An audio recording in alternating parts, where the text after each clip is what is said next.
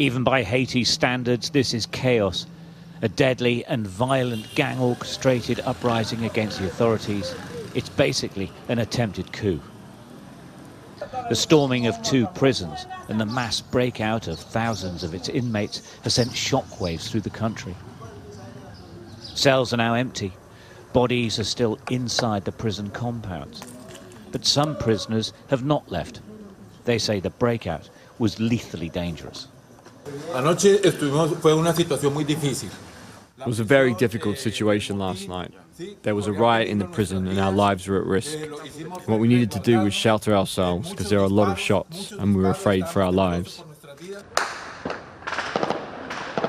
The violence on the streets has forced people to gather up belongings and look for safer areas to wait for things to calm down. The gang violence has spiked because the Prime Minister, Ariel Henry, is finalising plans for a peacekeeping force to come from Africa to Haiti. A collective of gangs is led by Jimmy Chiresia, known as Barbecue. He says the gangs are on the people's side and against the government. Men with weapons are not your enemy. Arrest Ariel Henry and you'll see how these weapons are not to cause any harm. They are symbols of our freedom. Last year we spent a day with Barbecue in his territory in Port-au-Prince.